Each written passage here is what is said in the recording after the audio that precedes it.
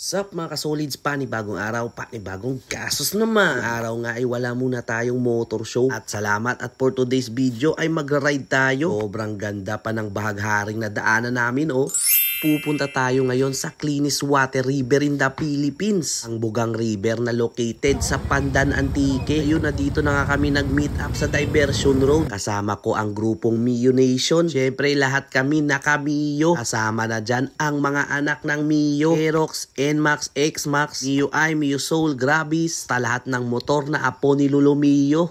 Diyos Mio, pag hindi ka makaintindi niyan, sasabihin mo iba talagang NMAX. Dito nga kami dumaan sa Hawili Tangalan, kung saan malabagyo ang vibes kasi maraming pine tree with matching dagat-dagat. Sulit na sulit ka nga dito dumaan, lalo na pag first time mo. Bukod sa walang traffic ay maganda ang view. Mahigit 1 oras nga din ang binahe namin kasi syempre chill ride lang kami hanggang sa makadating na din kami sa kabilang probinsya, Buhay, Province of Antique. Medyo malapit na din kami sa destinasyon namin. Mag-aalas 8 na ng umaga. Kakaiba nga din ang weather dito kasi bigla-bigla na lang umuulan. At mga kasolid, nakadating na din tayo sa ating destinasyon. Agad naman tayong winelcome ng mga mababait na tagapamahala ng resort. Nandyan lang daw sa gilid yung Bugang River. Pagdating nga namin ay kami palang halos yung tao. Pero marami daw bisita palagi dito. Naka-NMAX Gaming pala tayo ngayong araw mga kasolids. At syempre, naka-short lang para ready na maligo. Shoutout na din pala sa resort, Villa Montserrat Nature Resort. Sobrang solid talagang pasyal nyo dito mga kasolids. Meron pa nga malaking salbabida dito. Ito, trinay ko na para malaman yung totoo. Kung gusto mo naman mabasa ng medyo mainit-init, itry nyo na itong kawa nila. Paad na din kayo ng sibuyas, bawang, paminta. Ahan mo na din ng beef cubes tsaka tanglad para masarap ang timplada habang nakababad ka. Meron din sila ditong zipline na napakalayo-layong naaabot. Siyempre yung the best, duyan.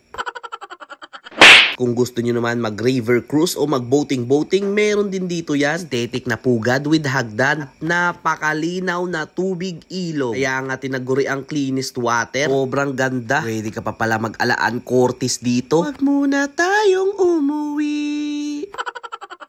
Pwede kang mag-alaan Cortis Unlimited. Kung medyo mahina-hina ang loob mo, pwes dito ka na lang muna sa slide. Nek ko nga dito sa ihawan yung mga tropa. Mukhang magpapakasawa kami dito sa mga inihaw. Ayun, hindi na nakatis ang una nating tropa. Inunahan na niya. Susunod pa sana itong si Nene. Kaso nagpadala siya sa bugso ng damdamin. Takot tuloy siya. Parehas kami.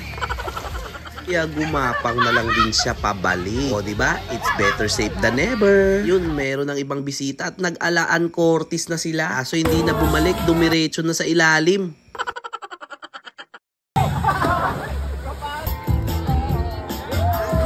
Napaakyat pa ako dito sa hagdan. Kasing taas ng punong mangga kaso wala palang view. Nako, sayang naman ang effort ko. Natabunan na pala dito. Takot pa naman ako sa heights. Malapit na ngang magkainan. Mukhang mag-a-anli inihaw tayo dito. May kasama pang lumpia. Sa sobrang dami nga ng baon, hindi naubos sa pagluto. Uti na lang at madami kami. Nasa 70 packs. Kaya kailangan talaga namin mamulsa ng panggisa. Ipid pa nga dito sa uling kasi ito yung gamit nila. Ito daw yung tinatawag nilang bansot. Di mali, banso pala yun. Kaya mas tipid ang pagluto. Kaso parang hindi na makakaabot ang lumpia sa lamesa. Kitang may tumago. Ayun, ginaya na ng iba. Dumating na nga ang kainan at parang ako'y busog na. Busog na ng lumpia. Nagpalaro pa nga ng tag-ubwar. 1.5 daw yung premyo. Ayun, bagsak. Tapos meron pang putukan ng lobo.